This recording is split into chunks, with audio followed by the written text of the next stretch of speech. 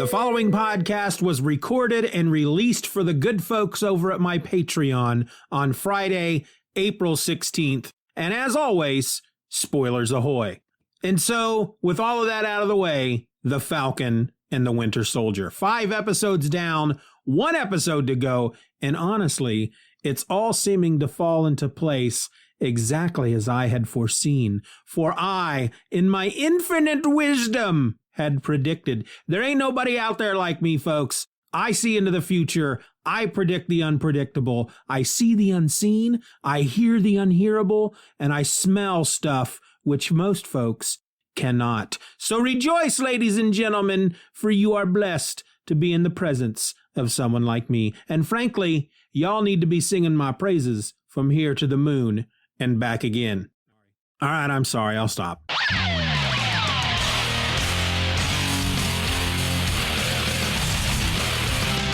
Hello and welcome to my other podcast with me, your host, a guy named Steven. Forget all that crap I said up front.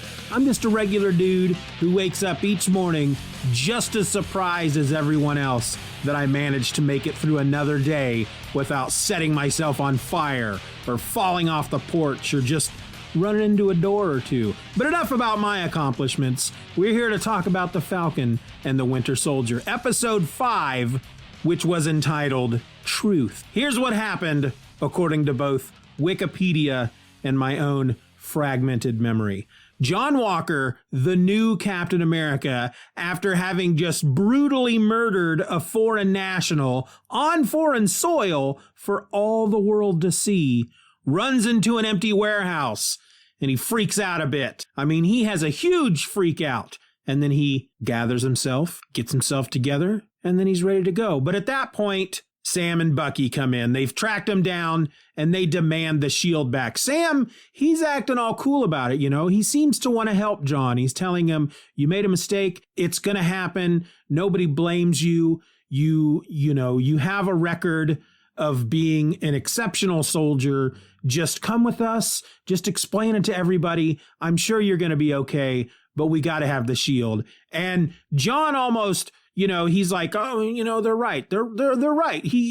Sam gets me. The moment they mention the shield, however, he starts to freak out. Oh, that's what you want. That's what you're here for. And then a fight breaks out, and it's pretty awesome. In the end, Sam and Bucky do get the shield, but it's not until after Walker rips Sam's wings off and Sam and Bucky break Walker's arm. In fact, the moment where Sam and Bucky are struggling to pull the shield from Walker's arm was very reminiscent of the time that Iron Man and a bunch of his friends tried to pull the Infinity Gauntlet off of Thanos' arm. Very reminiscent. After that, Bucky takes off. He finds Zemo in Sokovia and he hands them over to the Dora Milaje. It was kind of a really weird scene because they're at the Sokovian monument, the memorial for the people that had fallen during Age of Ultron. And Zemo is there and he's looking at the memorial. Bucky shows up and he's got a gun with him, right?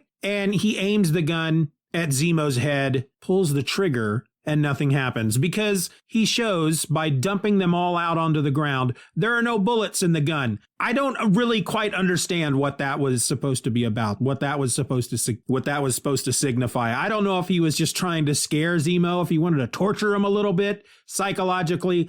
I don't know, but it's at that point that the Dora Milaje show up and he hands him over. And then as they're leaving, Ayo tells Bucky, you might not want to come to Wakanda anytime soon, White Wolf. And Bucky's like, fair enough.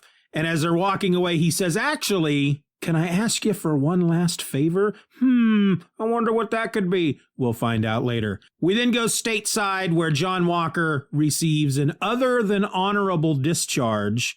He's stripped of his role as Captain America.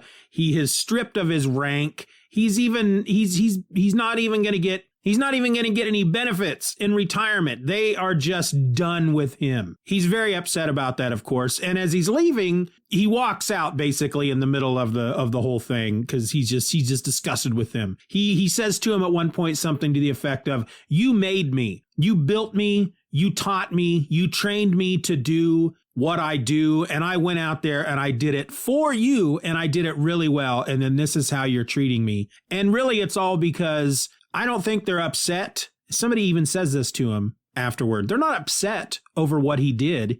They're upset because he allowed people to record it and broadcast it to the rest of the world. Had he done that behind closed doors and nobody would have found out, the U.S., the United States, the senators, all of them, they would have given him a big thumbs up and a little pat on the old back. But he leaves, and as he's leaving the room, one of the senators is calling out to him saying, "We want the shield back," which I guess I was a little surprised by that they didn't know that Sam had the shield. I figured Sam would have said something to them, but he didn't. Makes sense, though. Why would you? So Walker is outside, and he's brooding with his wife, and a woman approaches. This is the big cameo that's been rumored all week. There were all kinds of theories thrown around. Basically, it kind of got out there that there would be a big cameo in this episode, someone from the Marvel Universe that we have not seen before in any of the movies or any of the TV shows, a big name, a big Marvel character.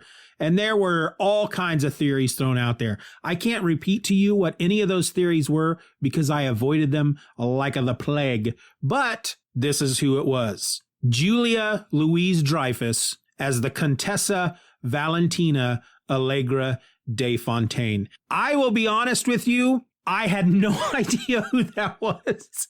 I'm a really bad nerd when it comes to stuff like that. Now, I looked it up, and of course, I was reminded, I believe she was an agent of S.H.I.E.L.D., and I believe she had a big part to play in Jim Steranko's S.H.I.E.L.D. comic from back in the late 60s. I didn't read any of those comics. I understand they were something special. They were something great. Jim Steranko did a lot of stuff that people weren't doing in comic books at the time. But I've never read it. And so, of course, yes, I had to look that up. I had like an inkling. Is that the Contessa? Is that who we're talking about? There was a character. I remember watching something on YouTube about Jim Steranko's run and hearing about the Contessa. And yeah, that's who that is. So she approaches John Walker and she basically tells him that he did the right thing. She would have killed the guy too. She tells him that all those guys in there, those men and women, the ties, they're not angry that he did what he did. They're basically angry that he did it in public. She tells him that she knows he took the super soldier serum. She says that that was probably the second best decision he's ever made in his life. She says, you want to know what the first best decision was? Aside from marrying this firecracker of a wife that you have, and that is answering the phone when I call. She leaves her card with him, and then she goes away. And we don't see her again for the rest of the episode.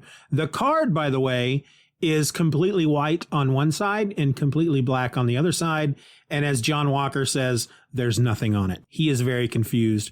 And I think many of us are a little confused as well. What role is she playing? Is she the power broker? I don't think so. But what role is she playing? So from there, we see Sam hanging out with Torres. Sam explains to him, I guess what happened with Walker and everything. And Torres sees his damaged wingsuit.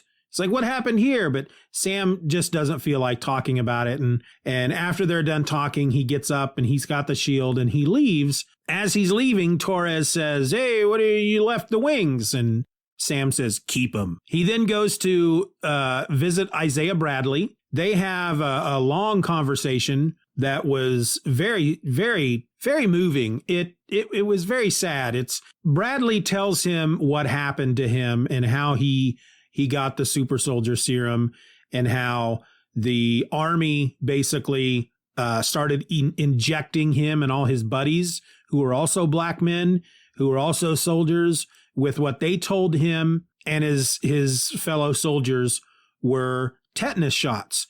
But they were actually different versions of the serum. They were giving different versions of the serum to each of them and then sending them off on missions. And he explained that some of the guys went a little crazy. Some of them died. At one point, those who were left, other than him, got captured and were in a POW camp. And the army was just going to destroy the entire camp. They were just going to bomb it off the map, basically, because they didn't want their secret getting out. And they figured the best way to do it was to destroy the POW camp and these prisoners, which is the evidence of what they have been doing. Well, Bradley gets wind of this. He breaks out of the facility. He goes to the POW camp and he brings his fellow soldiers home. And as a reward, he is put in jail.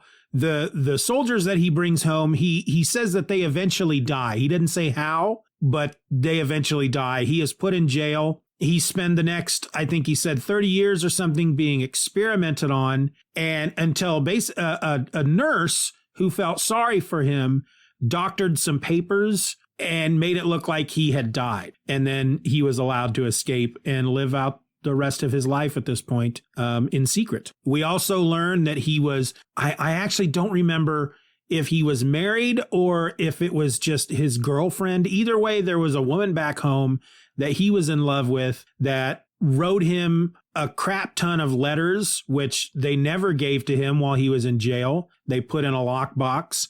They ended up telling this woman that he had died. She eventually dies herself. And then when he gets out, he learns all of this. He's given the lockbox of letters by the nurse. And he tells Sam that he was very, very much in love with her. She was his life. And it's just, they just have this deep, meaningful talk about the idea of a black man being Captain America. Because it is at this point that Sam, he realizes he's made a mistake when he gave the shield back. He made that mistake. They gave the shield to this guy who ended up killing somebody. He feels that he is to blame for that. And so I think he's just trying to get what information he can, get what advice he can get different points of view from different people to help him make his decision. Should he be Captain America?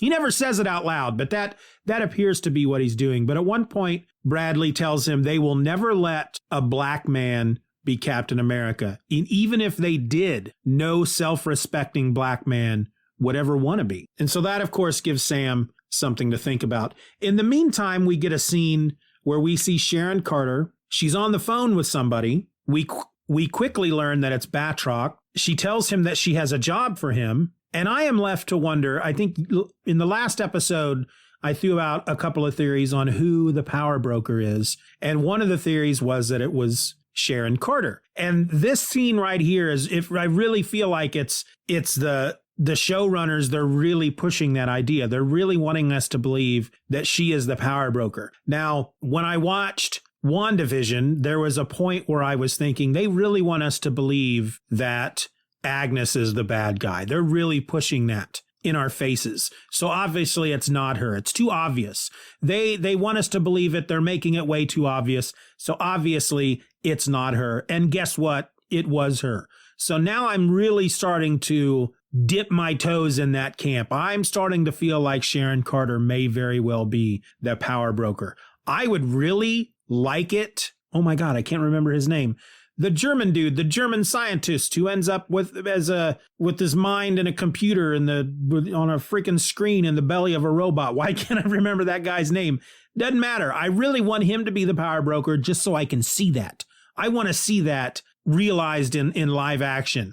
A big robot with a TV screen for a belly, and it's got him, computerized face thing. You know what I'm saying?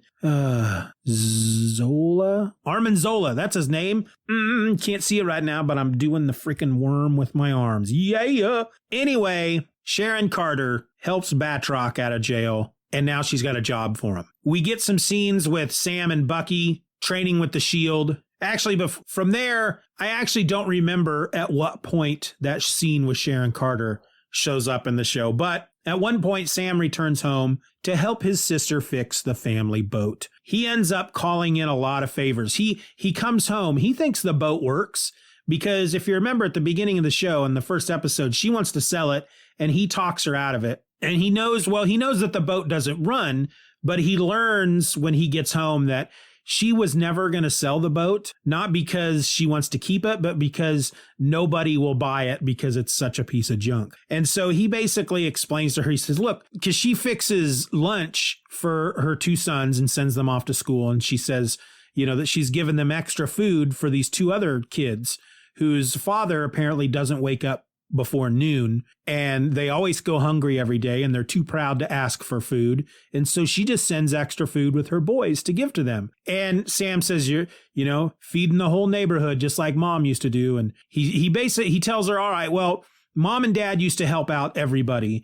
And there are so many people in this area that owe most of what they have to our mom and dad, and they've never paid it back. So I'm going to start calling in some favors. And he gets on the phone and he gathers basically the whole community together to fix up the boat. And there's even some guys show up with a new engine, and they're all standing around this truck looking at the engine and trying to figure out how they're going to get it out of the truck. And that's when Bucky shows up, and because he's super strong, he lifts the engine out of the truck. And Bucky joins in and helps everybody get the boat running, though I don't think we ever see it actually running in the episode. We don't know if it ever runs. I don't remember now. Good Lord, I just watched it. Anyway, we also get a bit of Sam and Bucky kind of training with the shield, and they have a long talk about their pasts, and they, as Wikipedia puts it, agree to move on from their pasts and work together. In the meantime, we see the Flag Smashers planning an attack on the GRC conference in New York, and they're joined by Batroc. That's the job Sharon Carter had for him. And now I'm confused because the power broker is angry at the Flag Smashers. They stole the frickin' super soldier serum. So now I just don't know. I don't know if she's the power broker or not. Maybe she is, and she has sent Batroc in to help them. They don't know that she's the one that hooked them up with Batroc, and he also has an ulterior motive. She says, I need you to go help them, and then when you're done, kill them all. I don't know. I'm really confused. Thankfully, we only have one episode left. I hope we learn who the power broker is by the end of it. Could it be the Contessa? I would like to think that whoever the power broker is, we have to have met that person so far. They're not going to just throw somebody. I kept saying it during WandaVision. Everybody kept talking about how the big bad was Mephisto or frickin' Nightmare or whoever. And I kept saying that all sounds really interesting, but typically in a mystery type situation, whether it's an actual mystery book or, a whodunit type of thing, the big bad, the person, the whodunit person, you usually meet them in the first chapter. They don't just spring that upon you in the last chapter. The big reveal on who the bad guy is usually somebody that's been part of the story the whole time. So I don't know. I just don't know. And frankly, I'm not going to think about it anymore because we've only got one episode left. So the Flag Smashers are planning this attack on the GRC conference in New York. Sam, with help from Torres tracks down where they might be because he said the last time the Flag Smashers did something, they got some kind of ping in various places. Each time something would happen, they'd get this ping just beforehand. And they just got a ping in New York. And Sam, knowing that the GRC conference is in New York, realizes that that's probably where they're going to attack. And so he goes and he opens up the briefcase, the Wakandan briefcase. We don't see what's inside it. But according to Wikipedia, he is marveled with what is inside it. Marveled with what is inside it. And that's when the credits roll. We do get, for the first time in this show, a mid-credit scene. And it's John Walker building a new shield from scrap metal and his war medals. That should be interesting. So here's what I have said. I actually don't know if I mentioned it in any of these episodes. I'm pretty sure I did. But here's what I said was going to happen. Sam was going to be Captain America, and he would become Captain America by the last episode. He would choose to become Captain America in episode 5, but we would not see him as Captain America until episode 6. That's obviously going to happen. I also said that because he was becoming Captain America, just like in the comics, Torres would become the new Falcon. Well, the fact that he left his damaged wings with Torres, who seems to be a real fanboy about the whole superhero thing and seemed to be more than interested about what happened to the wings, I think Torres is going to show up as the Falcon in the last episode. If not the last episode, they are basically just dropping a little story plot that's going to come back to us somewhere in a future show or a future movie. Torres will become the new Falcon at some point, whether it's in the last episode or later on down the line. I don't know. There's a lot that I feel like there's a lot that they still have to do in the last episode. They have to take down the Flag Smashers. Walker is obviously going to be involved because he's building a new shield. So I think he's going to show up in the black U.S. agent costume, outfit, uniform, whatever you want to call it. And that's really about all I know. Those are the only guesses I'm willing to make at this point. And then, of course, I hope we're going to find out who the power broker is. We might not. It might just be some shadowy figure that they're going to hint at in various TV shows and movies and may not reveal who that person is until phase 5 or something. I don't know. I hope they reveal it, but they may not. It wouldn't be the first time. They like to drop little story things here and there without any payoff for a while. Let it drag for a bit. Let it marinate before they make that reveal. But it's very obvious that Sam is going to become Captain America in episode number 6. I'm really looking forward to it. I don't know what else there is to say, folks. Holla back at me. Tell me what you've been thinking. Give me your thoughts. Give me your opinions. Sing me a song. Whatever. You can email me at feedback@justanotherfanboy.com or just find me. I'm everywhere. I am the wind. I'm also out. Bye.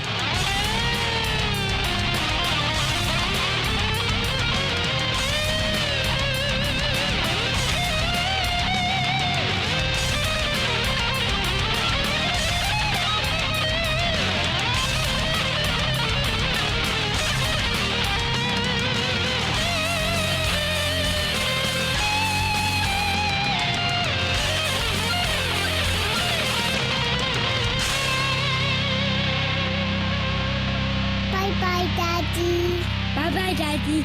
Good job.